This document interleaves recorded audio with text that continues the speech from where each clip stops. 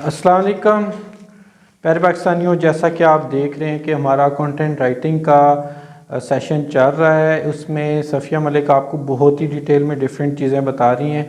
आज हमारे content writing के कोर्स की लास्ट क्लास है, जिसमें मैम सफ़िया आपको बताएंगी कि जो कंटेंट के अंदर आप FAQs के सेक्शन बनाते हैं और जो कीवर्ड की डेंसिटी होती है वो कितनी होनी चाहिए। और इसके अलावा अगर आप में से किसी का कोई क्वेश्चन है तो आप लोग हमें कमेंट सेक्शन में पूछ सकते हैं। ये मोस्ट प्रॉब्ली लास्ट क्लास होगी कंटेंट राइटिंग के हवाले से। तो चलें बगैर कोई वक्त ज़ाया किए चलते हैं मेन स्क्रीन की तरफ, जहाँ पे सफ़िया मलिक आपको जो है कंटेंट राइटिंग के FAQs के हवाले से बताएंगी। अस्सलाम वालेकुम स्टूडेंट्स, आज मैं आपको पढ़ाने के लिए जा रही हूँ कीवर्ड डेंसिटी के बारे में, और एक टूल के बारे में भी मैं आपको बताऊंगी जिससे आप कीवर्ड की डेंसिटी चेक कर सकते हैं। यूज्ड के बारे में मैंने आपको बताया था, अगर वो आपके क्राइटेरिया को ग्रीन कर देता है तो उससे भी काम चल जाता है, लेकिन अगर आप एग्जैक्ट कीवर्ड डेंसिटी जानना चाहते हैं तो उसके लिए भी मैं आपको एक टूल के बारे में बताऊंगी। और मैं आपको ये भी बताऊंगी कि आपने FAQs को कैसे सेलेक्ट करना है। ठीक है,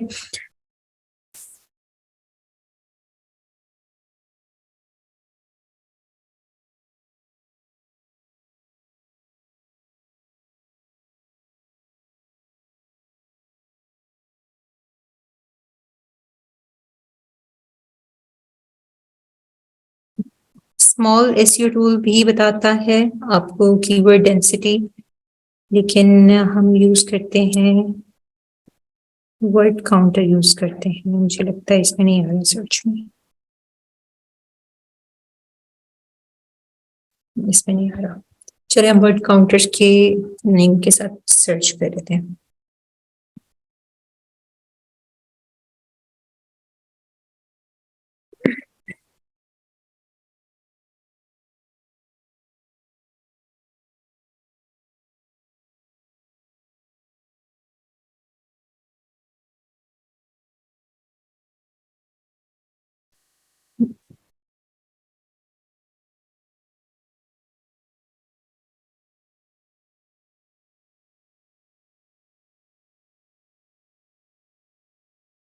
ये रहा वर्ड काउंटर।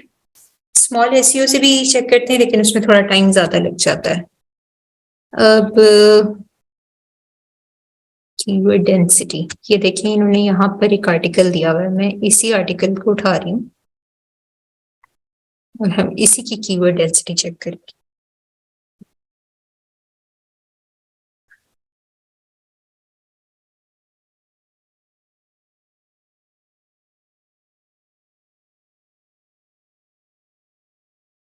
ये देखिए, ये आपके पास इंटरफेस है, आपने होम पे क्लिक किया, ये आपके पास इंटरफेस आ गया। यहाँ पर आप अपना कंटेंट देंगे। ठीक है, ये देखिए ये बता रहा है कि इसमें कितने वर्ड्स हैं, इसमें कितने कैरेक्टर्स हैं, कितने सेंटेंसेस हैं, कितने पैराग्राफ हैं, रीडिंग लेवल क्या है इसका, रीडिंग टाइम कितना है, स्पीकिंग टाइम कितना है। अब ये वर्ड्स भी बता रहा है कि कौन कौन से वर्ड्स कितनी फ्रीक्वेंसी के साथ यूज हुए हैं। कीवर्ड का वर्ड जो है वो कोई 10 टाइम यूज हुआ हुआ है 4% पर, डेंसिटी का वर्ड 4% पर 9 टाइम यूज हुआ हुआ है। अभी देखिए ये एक एक वर्ड की आपको कीवर्ड डेंसिटी बता रहा है। मैं अब क्योंकि मेरे दो कीवर्ड्स थे ना इसमें, कीवर्ड डेंसिटी, तो मैं X2 करके देखती हूँ। अब यहाँ देखें इसमें कीवर्ड डेंसिटी कितनी रखी हुई है, 9 टाइम यूज हुआ है और उसने उसकी कीवर्ड डेंसिटी 4% रखी हुई है। जब आप अपना कंटेंट लिख लेंगे, उसमें उसकी सारी SEO सेट कर लेंगे, टैग्स लगा लेंगे, सब कुछ कर लेंगे ना, तो एक दफा आप इसमें डाल के अपने कीवर्ड की डेंसिटी भी चेक कर लीजिएगा। अब ये देखिए कि इन्होंने कितने वर्ड्स लिखे हैं, 505 वर्ड्स लिखे हैं, और उसमें इन्होंने कीवर्ड का इस्तेमाल 9 टाइम किया है एग्जैक्ट मैच के साथ।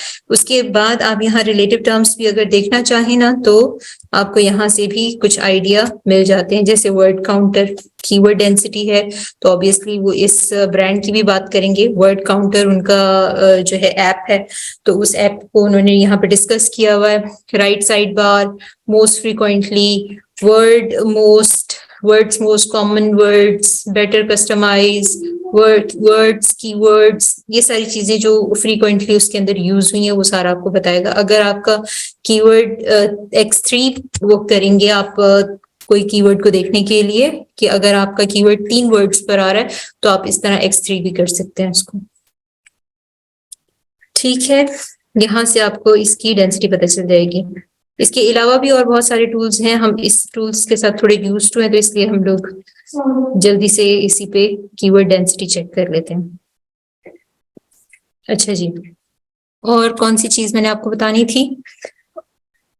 कीवर्ड, अब यहाँ पर अगर मैं ये देखना चाहती हूँ कि ये कीवर्ड कहाँ कहाँ कितनी दफा इस्तेमाल हुआ है, कितनी दफा इस्तेमाल हुआ है ये तो मुझे पता चल गया, कहाँ कहाँ यूज हुआ है, तो उसको देखने के लिए मैं क्या करूंगी, Ctrl+F।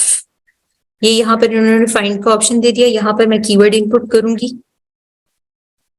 कीवर्ड, ये देखिए ये हाईलाइट होता जा रहा है, कहाँ कहाँ कीवर्ड का वर्ड उन्होंने यूज किया है, ये देखिए ये पूरा हाईलाइट हो गया। इसी के साथ मैं डेंसिटी का वर्ड भी दे दूंगी। अब ये देखिए कीवर्ड डेंसिटी, ये कीवर्ड उन्होंने कितनी दफा इस्तेमाल किया है। इस तरह आप अपने कंटेंट से, अब ये देखिए इन्होंने पूरा बिखेर के डाला हुआ है जो कीवर्ड है 500 में, कहीं पे भी ऐसा नहीं है कि वो फ्रीक्वेंटली एक पैराग्राफ के बाद या 2 पैराग्राफ के बाद आ रहा है। इन्होंने शुरू में जरूर उसको ऐड किया है। ये देखें कि ये फर्स्ट लाइन और ये सेकंड लाइन के बाद उन्होंने थर्ड लाइन को एक्सीड नहीं किया कि ये एंड में आके यहाँ पर अपने कीवर्ड को टारगेट करें। आपने भी इस बात का ख्याल रखना है कि आप अपना जो कीवर्ड टारगेट करेंगे आपकी फर्स्ट सेकंड लाइन के बाद आपका कीवर्ड उसके अंदर मौजूद हो। शुरू अगर आप इंडक्टिव मेथड से लिख सकते हैं, जैसे कुछ लोग पहले चीज को इंट्रोड्यूस कर देते हैं और उसके बाद में इंफॉर्मेशन बाद में देते हैं। अगर आप उस मेथड को यूज करते हैं तो अच्छी बात है कि कीवर्ड आपके शुरू की लाइंस में ही आ जाएगा और वो टारगेट हो जाएगा तो अच्छा भी लगेगा। अब ये देखें ये दूसरा पैराग्राफ उन्होंने कीवर्ड से रिलेटेड, उसकी इंफॉर्मेशन से रिलेटेड दिया हुआ है, तो यहाँ पर वो डिस्प्ले हो रहा है। यहाँ कीवर्ड डेंसिटी लिखा हुआ है लेकिन ये डिस्प्ले नहीं हो रहा, इसकी रीजन क्या है? कोटेशन की वजह से, कोटेशन की वजह से मैंने यहाँ पर ना स्पेस दे दिया है। ये देखिए यहाँ पर मैंने जहां से इसको फाइंड किया है ना, तो मैंने यहाँ स्पेस दे दिया है। अब यहाँ पे क्योंकि फुल स्टॉप लगा हुआ है तो वो उसको आइडेंटिफाई नहीं कर रहा। मैं अब इसको बैक करती हूँ तो इसको देखिएगा कि ये अब हाईलाइट हो जाएगा। ये देखिए, तो इन फैक्टर्स को ख्याल रख के आपने चेक करना। हो सकता है कि आपने अपने कीवर्ड्स यूज किए हुए हों, लेकिन जब आप उसको चेक करने के लिए जाएं तो जैसे गलती मैंने की वही गलती आप भी करें और उससे जो है आपको फिर से दोबारा से अपने कीवर्ड ऐड करने पड़े, तो ये चीज नहीं कीजिएगा। अब यहाँ देखें ये आपको बता रहा है 12 आउट ऑफ 10 यहाँ पर ये यूज हुआ है कीवर्ड। ठीक है, इसी तरह जब आप गूगल डॉक्स खोलेंगे, जो असाइनमेंट मैंने आपको सबमिट कराने का जो तरीका बताया था गूगल डॉक्स का, उसमें भी आप इसी तरीके से अपने कीवर्ड को चेक करेंगे।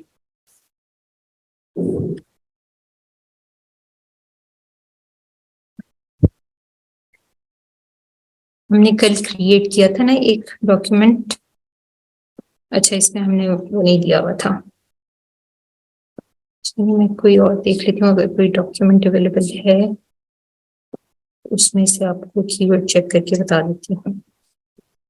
फॉर एग्जाम्पल ये एक डॉक्यूमेंट है, अब इसमें मेटा टाइटल लिखा हुआ है। ये देखिए आप इसका स्ट्रक्चर देख लें। मेटा डिस्क्रिप्शन मैंने सबसे शुरू में दिया है क्योंकि इसका कंटेंट के अंदर कोई ताल्लुक नहीं है इसका। ये जब हमें पेस्ट करना पड़ेगा उठा के तो एक पर्टिकुलर बॉक्स में पेस्ट करना पड़ेगा, इसलिए मैंने इसको आइसोलेटेड रखा है और इसको सबसे ऊपर लिखा है। उसके बाद आती है बारी मेटा टाइटल, मैंने यहाँ पे दिया है। यही टाइटल मैं अपने उसके लिए भी यूज करूंगी, अपने क्या नाम है अपने आर्टिकल की H1 के लिए भी यूज कर रही हूँ और इसी को मैं एज अ मेटा टाइटल अपने उसमें भी डालूंगी। जो स्लग वगैरह बनेंगे और सारी चीजें बनेंगी। उसके बाद मैंने इसको कंटिन्यू किया है। अब यहाँ देखिए बेस्ट सॉफ्टबॉल बैट, ठीक है, ये मेरा फोकस कीवर्ड है। मैं इसको Ctrl+F कर रही हूँ, बेस्ट सॉफ्टबॉल बैट्स। अब आप इसको देख सकते हैं ये कहाँ कहाँ पे error है। एक दफा मेटा डिस्क्रिप्शन में आ रहा है, एक दफा मेटा टाइटल में आ रहा है, एक दफा इंट्रोडक्शन में आ रहा है। इंट्रोडक्शन के बाद फिर मैंने एक पैराग्राफ के बाद फिर इसको इसी एग्जैक्ट मैच के साथ यूज किया है। ये देखेंगे मैंने फर्स्ट जो लाइन बनाई है, फर्स्ट जो हेडिंग बनाई है, ये मेरा H2 है। इसके ऊपर आपको H2 लगा हुआ भी नजर आ रहा होगा। ये देखें, इस पे मैं क्लिक करती हूँ तो यहाँ पे हेडिंग 2 आ जाता है। फिर यहाँ पर मैंने हेडिंग 2 की फर्स्ट पैराग्राफ में ऐड किया है।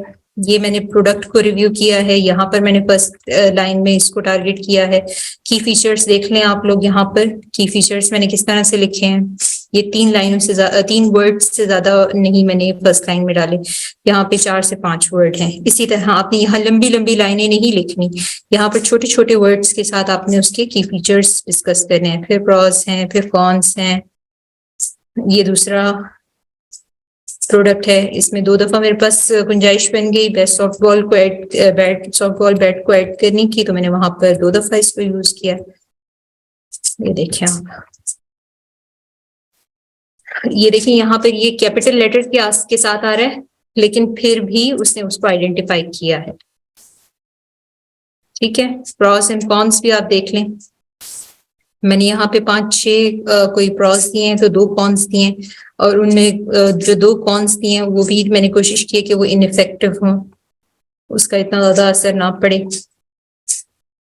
ये मैंने सारे प्रोडक्ट रिव्यू किए हैं। ये यहाँ पे ये देखिए, ये एक बाइंग गाइड है, लेकिन मैंने इसको buying factors to check before buying best of all bet whatsoever, इसको चेंज करके किसी भी क्रिएटिविटी के साथ लिखूंगी। अब मैंने यहाँ 7 फैक्टर दिए। ये देखिए, ये मेरा H2 है, लेकिन जहां मैंने ड्यूरेबिलिटी, इसको नॉर्मल टेक्स्ट भी कर सकते हैं और चाहे तो H3 भी लगा सकते हैं। इसमें जो हेडिंग्स मैंने दी हैं उस पे मैंने टैग नहीं लगाया। जी, ये देखिए बीच बीच में मैं इसको फ्रीक्वेंटली यूज कर रही हूँ। तो इस कंटेंट के अंदर मैंने इसको 21 टाइम यूज किया है। उसके अलावा जो रिलेटिव टर्म्स होंगी वो अलग होंगी। अब यहाँ पर मैंने सिर्फ बैट को टारगेट किया हुआ है ना, बैट्स को किया है। अगर मैं बैट करूं तो उसमें भी इसकी तादाद देख रहे हैं आप, 30 आउट ऑफ 30। ये 30 टाइम यूज हुआ है, क्योंकि ये एक लेंथी कंटेंट था तो मैंने इसके अंदर इसको इस तरह टारगेट किया। अच्छा जी, ये बाइंग फैक्टर मैंने यहाँ पर दिए, रिकमेंडेशंस दी हुई हैं, उसकी डिफरेंट टाइप्स दी हुई हैं। मैंने रिकमेंडेशन में कोई 2-3 जो बैट्स थे उनके बारे में मैंने डिस्कशन किया हुआ है कि अगर आप ये नहीं अभी भी आपको समझ आ रही तो आप ये ले सकते हैं। 1 पीस 2 पीस, उसके टाइप्स दिए हुए हैं। यहाँ मैंने FAQs दिए हुए हैं, FAQs को भी मैंने हेडिंग में दिया हुआ है, H2 लगाया हुआ है। उसके बाद ये देखिए FAQs जो मैंने दिए हैं, यहाँ पर मैंने 1, उसके बाद डॉट और उसके बाद अपना क्वेश्चन दे दिया है। कुछ लोग बच्चों की तरह FAQs बनाते हैं, वो लिखते हैं क्वेश्चन, फिर उसके बाद नंबर का मार्क्स लगा के उसको क्वेश्चन को लिखते हैं, और उसके बाद जब उसको आंसर करते हैं तो यहाँ पे ANS लिख के उसके साथ अपॉस्ट्रोफ लगा के उसको प्रॉपरली बिल्कुल बच्चों वाला बना के लिख के भेजते हैं। ये सारी चीजें हमें बाद में एडिट करनी पड़ती हैं, तो ये गलतियां नहीं करनी है, छोटी छोटी चीजें हैं, इनका ख्याल रखना है। आपने एक चीज और नोट की, ये मैंने एंड में फाइनल वर्डिक्ट दिया है, और ये देखिए ये प्रोडक्ट लिंक है। सबसे पहले हम प्रोडक्ट लिंक देंगे अपने कंटेंट के अंदर। फाइनल वर्डिक्ट, अगर किसी प्रोडक्ट की बात हो रही है तो ऑब्वियसली या तो हम उसके बारे में कोई फाइनल वर्डिक्ट देंगे। अगर किसी प्रोडक्ट की बात नहीं हो रही तो फिर हम उसमें कोई आइडिया है, कोई थ्योरी है तो उसके बारे में हम कोई कंक्लूजन देंगे। अगर किसी सर्विस की बात हो रही है तो वहां पर हम रिकमेंडेशंस भी दे सकते हैं। तो इसमें जो ना आपने हमेशा वैरायटी रखनी है। ऐसा जरूरी नहीं है कि आप हर कंटेंट के एंड में कंक्लूजन ही दें। जरूरी नहीं है आप क्लोजिंग पैराग्राफ लिखें तो उसको कोई हेडिंग दें। आप जस्ट एज इट इज भी दे सकते हैं। और अगर आपको लगता है कि हाँ ये बहुत मतलब वो हो रहा है, फ्लैट हो रहा है, तो थोड़ा सा उसके अंदर हेडिंग आ जाएगी तो वो अच्छा लुक देगा, तो आप वहां पर ये भी ऐड कर सकते हैं। अब यहाँ पर हमने यूजेस ऐड नहीं किए। अगर आपके कंपेटिटर आप देखते हो कि भाई हाँ उन्होंने थोड़ा उसको और भी क्रिएटिव, तो यहाँ पर आप लिख दो कि इसको यूज कैसे करना है। ये एक प्योरली कंटेंट ऐसा है जो कि हम कमर्शियल स्टाइल में लिखते हैं। लेकिन अगर आप यहाँ पर लिखना चाहो बीच में तो उसके यूजेस भी लिख सकते हो, उसके बेनिफिट्स भी अलग से लिख सकते हो। अगर उसका कोई पर्टिकुलर मेथड है उसका इस्तेमाल करने का या उसको चलाने का कोई यूज की गाइड है तो वो भी आप इसके अंदर ऐड कर सकते हो। It's all up to your creativity. ठीक है जी।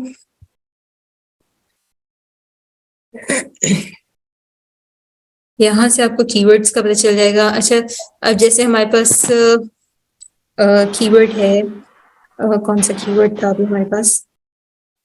एक चीज मैंने आपको और बतानी थी। ये देखें वर्ड पे यही जैसे आप फिलहाल हम इसी को प्रिटेंड कर लेते हैं कि ये कंटेंट है हमारे पास। इस कंटेंट को जब आपने लिखना है आपने इस बात का ख्याल रखना है कि आपने हर सेंटेंस की ओपनिंग एक डिफरेंट वर्ड के साथ करनी है। अगर यहाँ पर आपने सो लिखा है और यहाँ पे दोबारा आप सो लिख रहे हैं और फिर इधर आके आप बीच में कहीं और गुंजाइश कर रही है तो वहां, सॉरी, आई थिंक मुझसे बात नहीं की आपने।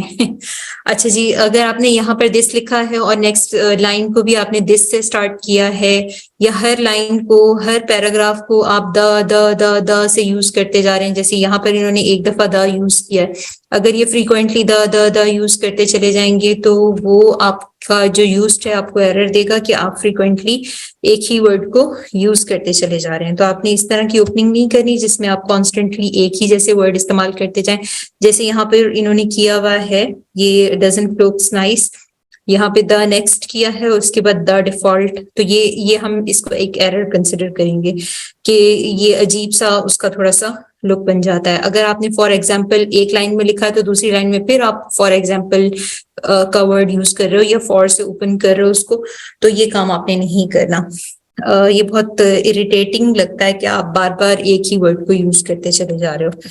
अच्छा जी, यहाँ पर इन्होंने एक वर्ड यूज किया है दिस फीचर, क्योंकि आप इस वक्त यहाँ पर मौजूद हो और ये जिस चीज की बात कर रहे हैं वो एक ऐप है और आपने एक ऐप को ऑपरेट किया हुआ है, इसलिए इनका दिस का वर्ड यूज करना अच्छी बात है। लेकिन जब आप किसी प्रोडक्ट को यूज का रिव्यू लिख रहे होते हो तो आप प्रोडक्ट के पास मौजूद नहीं होते, अमेजोन पर होता है वो प्रोडक्ट, और आपका जो यूजर है वो भी उस प्रोडक्ट के पास नहीं होता, ना ही आप एक दूसरे के पास होते हो। तो दिस का वर्ड जो है वो बहुत इरेलीवेंट सा साउंड करता है, आप दिस की जगह दैट का वर्ड यूज करें।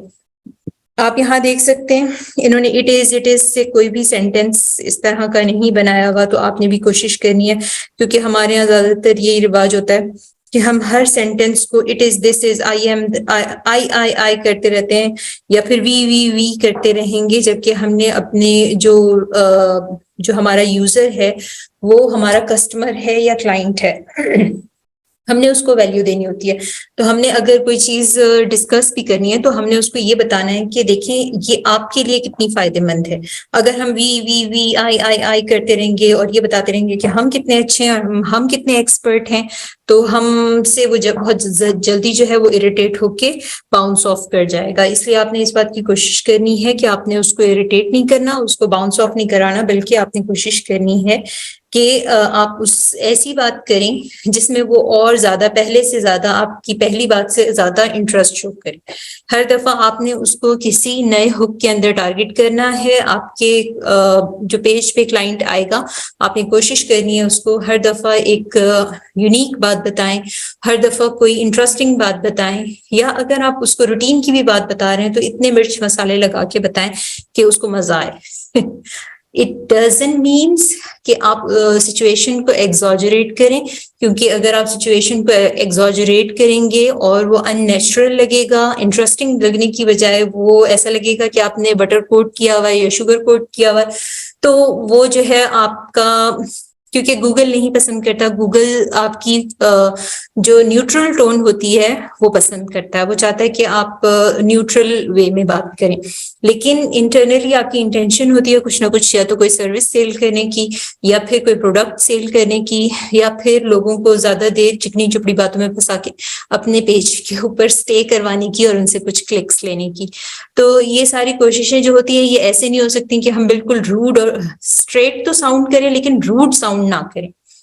आप अपने यूजर को बताएं कि किसी चीज के अगर कुछ प्रॉस हैं तो उसके कुछ ड्रॉबैक्स भी बता दें, आप 4-5 प्रॉस बताएं तो 1-2 कॉन्स भी बता दें। और अगर आप प्योरली इंफॉर्मेशनल आर्टिकल लिख रहे हैं तो आपको कोई भी उस पर रोक टोक नहीं है, आप उसमें प्रॉस और कॉन्स इवनली भी बता सकते हैं। देखिए, कंटेंट राइटिंग और कॉपी राइटिंग में बहुत कम डिफरेंस होता है। उसमें डिफरेंस ना इंटेंशन का होता है। कंटेंट राइटर जो होता है वो आपको इंफॉर्मेशन दे रहा होता है, वो आपको एजुकेट कर रहा होता है, वो आपको किसी सर्विस के बारे में बता रहा होगा, वो आपको किसी प्रोडक्ट के बारे में बता रहा होगा। लेकिन जो कॉपी राइटर होता है ना, वो उसकी ये कोशिश होती है, actually they are not writers, they are sales person. वो कोई ना कोई सर्विस या तो सेल कर रहा है, उसकी प्रमोशन कर रहा है, या आपको आपका वेल विशर बन के आपको एक अच्छा प्रोडक्ट सेल कर रहा है। तो इस पर्पस को लेते हुए आपने कंटेंट राइटिंग भी करनी होती है। अगर आप as a content writer content की तरफ जा रहे हो तो आपने कंटेंट को भी कंसिडर करना है, लेकिन क्योंकि आपकी ये इंटेंशन है कि आपने इस पे लिंक लगाने हैं और आपने यहाँ से सेल जनरेट करनी है, तो ऑब्वियसली फिर आपने एक कॉपीराइटर क्या सोचता है, इन बातों को भी मद्देनजर रखना होता है।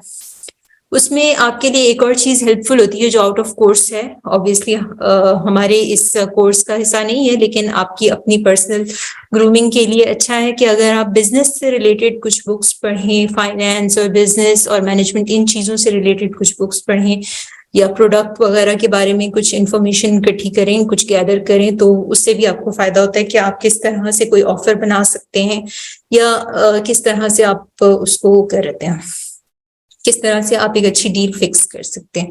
आप इफेक्टिव जब ही होंगे जब आप सामने वाले की पसंद की बात कहेंगे, जब आप उसके किसी पर्टिकुलर प्रॉब्लम को सॉल्व करेंगे, जब आप उसको कोई बिल्कुल सही आइडिया देंगे, उसको वेल विशर साउंड करेंगे, और आपको वो आपसे इतना इम्प्रेस होगा कि उसको लगेगा कि ये अथॉरिटी है और एक ये वेल विशर है हमारा, और ये हमें सही गाइडलाइंस दे रहा है। ठीक है, इसके बाद बारी है, मैंने अब दूसरा जो पॉइंट कवर करना था वो था FAQs का।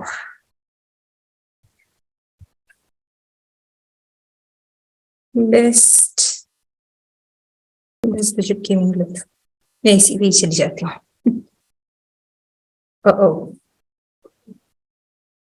गूगल पे जा रही हूँ।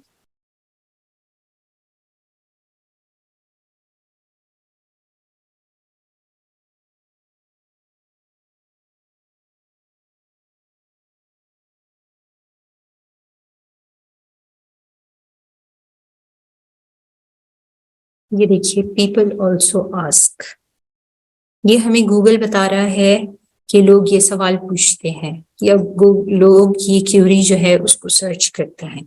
ये बेस्ट ऑप्शन है। आपने जब FAQs लेने हैं तो आप इनमें से आए, ढूंढें कोई एक आध FAQ उठाएं और देखें वो आपके कंटेंट से रिलेट कर रहा है, उसमें कनेक्शन है, कुछ रेलिवेंट है, कुछ रेलिवेंसी आ रही है। ऐसा तो नहीं है कि आपने कंटेंट किसी और चीज के बारे में लिखा है और FAQ आप किसी और चीज के बारे में डाल रहे हैं। आप इसमें ये भी देखेंगे कि इसमें आपके कोई कीवर्ड टारगेट हो रहे हैं तो गुड, आप उनको वेलकम करें, और आपने एग्जैक्टली सेम आंसर नहीं करना। ये देखिए, यहाँ पर कुछ आंसर उन्होंने दिया हुआ होता है, तो लोग जो है उठा के पूरी की पूरी लिस्ट कॉपी कर लेते हैं और एज इट इज या उन्हीं प्रोडक्ट को कर लेते हैं। तो गुड कि अगर आपके आंसर में भी ये प्रोडक्ट आप मेंशन करें, लेकिन अच्छी बात ये होगी कि आप रिसर्च करें और देखें कि वाकई ये चीजें वो है या किसी ने मैनिपुलेशन की हुई है।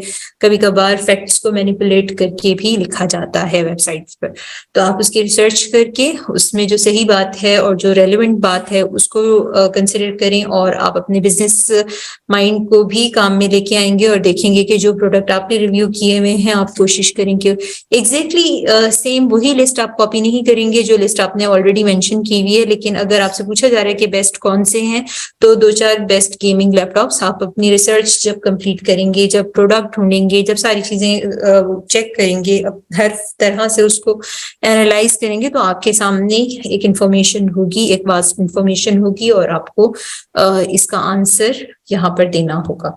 अब आंसर में क्या करते हैं कुछ लोग, आंसर देने में एक क्वेश्चन पूछा जा रहा है तो उसका आंसर ऑब्वियस होगा, या यस होगा या नो होगा। तो उसको उसमें घुमा घुमा के आंसर देने की जरूरत नहीं है। आप अपने ऑब्वियस वर्ड के साथ उसको स्टार्ट करें, एब्सोल्युटली के साथ, यस के साथ, और अगर नहीं है उस आंसर का कोई भी वो, तो आप उसको नो के साथ स्टार्ट करें। इसमें भी आपने प्लेगरिज्म का ध्यान रखना है, इसमें भी प्लेगरिज्म नहीं आना चाहिए। ये एक ऐसा पॉइंट है जहां पर अगर मैंने ये टेस्ट करना होगा कि जो राइटर मेरे पास आ रही है वो प्लेगराइज कंटेंट दे रही है या नहीं, तो मैं उसको सबसे पहले एफएक्यूज दूंगी कि आप मुझे एफएक्यूज लिख के दिखाएं, क्योंकि इसमें बहुत ज्यादा मार्जिन होता है, एक्सीडेंटली भी इसमें प्लेगरिज्म आ जाता है। और अगर वो एक एक्सपर्ट कंटेंट राइटर होगी तो ऑब्वियसली वो कोशिश करेगी मैक्सिमम जितनी भी उसकी इंटेंशन होगी उसको क्लीन करके कंटेंट को लिखेगी और उसको प्लेगराइज नहीं होने देगी। ठीक है, क्योंकि यहाँ पे बहुत शॉर्ट सा, ये बहुत लंबे लंबे आंसर्स आपने नहीं देने होते कि आप 5-6 पैराग्राफ बना दें या एक कोई 15-20 प्रोडक्ट डाल के एक लिस्ट बना दें। आप 4 या 5 प्रोडक्ट डालें, 6-7 मैक्सिमम कर लें कि अगर आपसे पूछा जा रहा है कि बेस्ट प्रोडक्ट कौन से हैं तो 5-6 जो है प्रोडक्ट आप उसके अंदर मेंशन कर दें।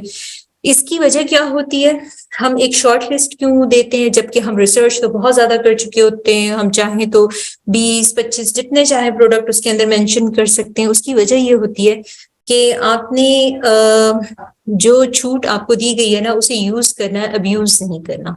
अगर आपसे पूछा जा रहा है कि आप इनमें से कौन सा कंसिडर करते हो, तो ऑब्वियसली आपने ऐसे शो कराना है जैसे ये प्रोडक्ट आप यूज कर चुके हो। और एक ही टाइप के कितने प्रोडक्ट एक बंदा खरीद सकता है या खरीदता है, तो ऑब्वियसली आपने इस बात का ख्याल रखना है कि वो प्रोडक्ट जो आप मेंशन कर रहे हो वो उतने हो जितना एक इंसान खरीद सकता है या खरीदता है उसको यूज करने के लिए। और ये बात आपने कहीं ना कहीं अपने कंटेंट में भी शो करानी होती है कि आप इस प्रोडक्ट के डायरेक्ट यूजर हैं और ये आप अपने रिव्यूज लिख रहे हैं। ठीक है, और मीनवाइल आपने ये भी साउंड करना होता है कि आपने उसको बहुत अच्छी तरह एनालाइज किया है, या अगर आप उसके डायरेक्ट यूजर नहीं हैं तो कम से कम आपकी रिसर्च बहुत अच्छी होनी चाहिए और आप अपनी लाइफ के जो ऑब्जर्वेशंस हैं आप वो डिस्कस कर रहे हैं कि मेरे भाई ने लिया था, या आपने लिखना नहीं है मेरे भाई ने लिया था, लेकिन आपने ये मेंशन करना है कि मैंने इसको यूज होते हुए देखा है या मैंने इसके रिव्यूज देखे हैं, डायरेक्ट रिव्यूज लिए हैं, इंटरव्यूज लिए हैं, सर्वे किया है, व्हाटसोएवर कुछ भी आप उसकी रिसर्च के रिगार्डिंग उसके अंदर ऐड करोगे। अच्छा जी, इसमें आप कोशिश करेंगे अपने रैंकिंग कीवर्ड एक आध डाल दें, एक आध आपका फोकस कीवर्ड 1-2 के अंदर चला जाए। अब आप मुझसे ये पूछेंगे कि हमने कितने एफएक्यूज एक कंटेंट के अंदर डालने हैं, तो मैं आपसे कहूंगी कम से कम 3 होने चाहिए। कम से कम आप छोटे से छोटा भी कंटेंट लिख रहे हैं तो 2-3 अच्छे एफएक्यूज आप उसके अंदर डालेंगे। लेकिन अगर आपके पास मार्जिन है, आप के पास कुछ इंटरेस्टिंग टॉपिक इस तरह के हैं जो आपको कवरेज दे रहे हैं कंटेंट में, और आपको लगता है कि हाँ ये क्वेश्चन जो है ये पूछे जा सकते हैं और अच्छी बात है कि मैं इसको अपने कंटेंट के अंदर ऐड करूं, तो ये क्यूरीज हो सकती हैं यूजर के माइंड में। जैसे फॉर एग्जांपल मैं किसी गेम का रिव्यू लिख रही हूँ तो मैं उस गेम के रिव्यू में, या किसी डिवाइस का रिव्यू लिख रही हूँ तो उस डिवाइस के बारे में मैं ये मेंशन, मुझसे मैं ये एक्सपेक्ट करती हूँ कि मुझसे शायद ये पूछा जाए कि एंटीवायरस कितनी जरूरत होती है इसमें, कि इसमें वायरसेस के अटैक के कितने चांसेस होते हैं। तो ये एक रेलेवेंट बात होगी जो मेरे यूजर के दिमाग में होगी कि वो ये पूछे, और वो पूछेगा कि ये अगर ऐप है तो ये मेरे जो डिवाइस है उसके लिए सेफ है या नहीं है, या फिर मेरी डिवाइस में जो एंटीवायरस है वो इसके साथ सूटेबल रहेगा या नहीं रहेगा। इस टाइप के क्वेश्चंस मैं एक्सपेक्ट करूंगी कि मेरा यूजर पूछेगा। तो मैंने अपनी कॉमन सेंस को भी यहाँ पर काम में लाना है, मैंने अपने कीवर्ड्स भी देखने हैं, और अगर आप बहुत ज्यादा मोहतात यूजर हैं और आप करते हैं, बहुत ज्यादा ऑब्जर्वेशन करते हैं, तो आप इनके केडी और क्योंकि ये भी एक कीवर्ड होते हैं, इनके केडी और इनके सर्च वॉल्यूम देख के भी इनको सेलेक्ट कर सकते हैं। बट आपने इस बात को नजर में रखना है कि जो कीवर्ड आप सेलेक्ट करें, जो एफएक्यूज आप सेलेक्ट कर रहे हैं अपने कंटेंट में ऐड करने के लिए, वो आपके टॉपिक से रेलेवेंट हो। अच्छा जी, कभी कभार कुछ टॉपिक ऐसे होते हैं जिनके फ्रीक्वेंटली आस्क्ड क्वेश्चन आपको इस इंटरफेस पे नहीं मिलते, उसके लिए फिर आप क्या करते हैं? उसके लिए आप जाते हैं, ये अपनी वेबसाइट पे देखेंगे आप, एक को खोलें, दूसरे कंपेटिटर को खोलें, उसको एनालाइज करें, उसने कौन से एफएक्यूज ऐड किए हुए हैं।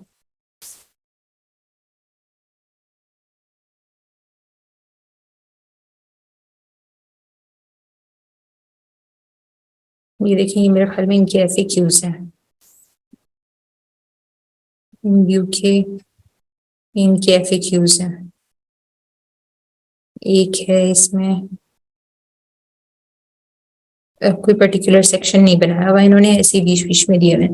चलें जी, दूसरा देख लेते हैं, इसमें तो इन्होंने नहीं मेंशन किए हुए।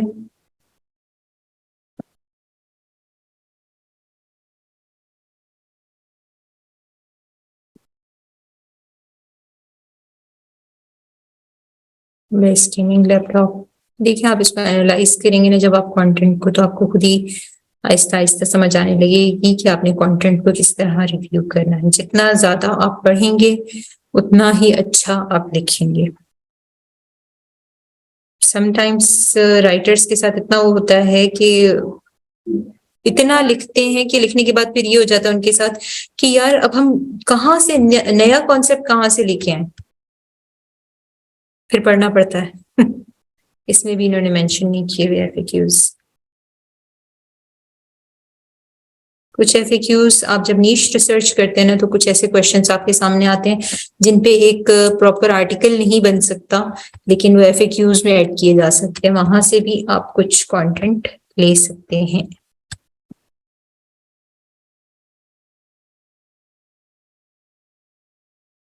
देखिए,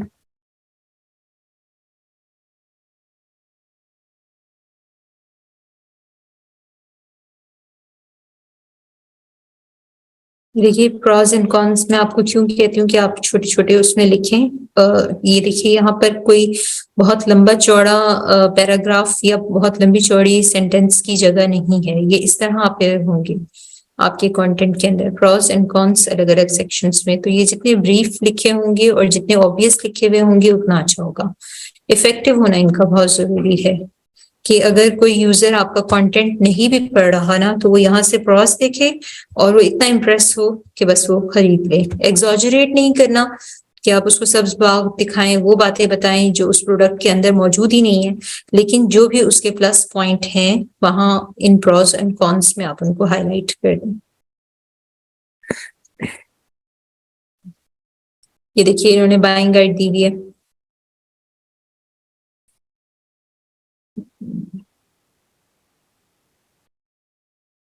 एफएक्यूज इन्होंने इस तरह से मेंशन किए हुए, कोई पर्टिकुलर सेक्शन नहीं बनाया हुआ। चलिए, अब इन्होंने तो यहाँ मेंशन नहीं किए हुए, देखनी पड़ेगी ये पूरी।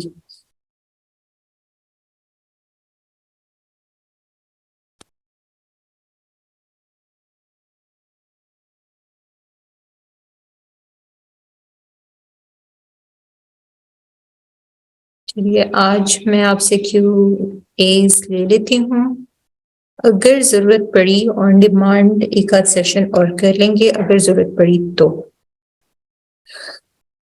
अब नेक्स्ट वीक से मैम हुमा के सेशन स्टार्ट होंगे।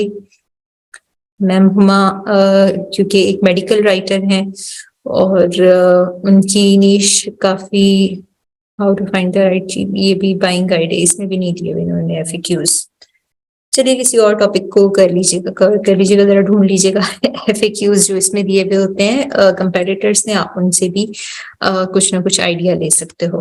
अगर कोई क्वेश्चंस हैं तो वो पूछ लें। और मैम हुमा का मैं आपको बता रही थी कि वो मेडिकल राइटर हैं, फाइवर पर बहुत ज्यादा एक्टिव है माशाल्लाह, उनकी सक्सेस स्टोरी है अच्छी खासी।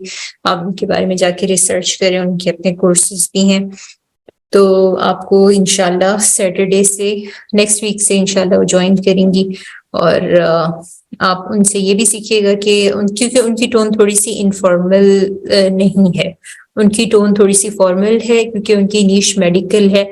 और ऑब्वियसली मेडिकल से रिलेटेड जो टॉपिक्स होते हैं या जो राइटिंग वो करती हैं वो उसमें थोड़ा, क्योंकि उन्होंने रेफरेंसेस देने होते हैं डॉक्टर्स के, एक्सपर्ट्स के, साइंटिस्ट के, तो वहां पर वो थोड़ा सा आपको प्लेगरिज्म की भी रेशो बताएंगी कि इतने परसेंट प्लेगरिज्म अलाउ है। एग्जैक्टली अगर आपकी नीश भी इसी तरह की है जो थोड़ी फॉर्मल है तो आपके लिए भी प्लेगरिज्म अलाउ होगा। लेकिन हम अपने वेबसाइट के लिए जो कंटेंट लिखवाते हैं, जो ब्लॉग पोस्ट के लिए जो कंटेंट लिखवाते हैं, तो हमारा क्राइटेरिया थोड़ा सा वो होता है, टफ होता है। और हम वहां पर इतनी जरूरत नहीं होती हमें कि हम वहां पर बहुत ज्यादा एक्सपर्ट्स की राय को मेंशन करें या कोई रेफरेंसेस दें। हम जर्नल चीजों की बात कर रहे हैं तो इसलिए हम वहां पर अलाउ नहीं करते स्टूडेंट्स को प्लेगरिज्म रेट। तो वो इंशाल्लाह आपको गाइड करेंगी कि अगर आप मेडिकल रिलेटेड कंटेंट लिख रहे हैं, और ऑब्वियसली जो एक मेडिकल रिलेटेड कंटेंट होगा वो एक ऐसे इंसान के लिए होगा जो काफी सोफिस्टिकेटेड, डिसेंट होगा, पढ़ा लिखा बंदा होगा, उसी को इस बात की समझ आएगी। तो आपका ये जो कंटेंट है ये उस पे आपका ये जो कंटेंट है वो आपको मेडिकल स्टूडेंट होते हुए आप एक कंटेंट को किस तरह से लिखेंगे, एक इंफॉर्मेशनल कंटेंट किस तरह लिखेंगे, वो इसके बारे में आपको बताएंगे। चलें जी, अगर कोई क्वेश्चन नहीं है तो फिर आज मैं जल्दी से छुट्टी कर लेती हूँ।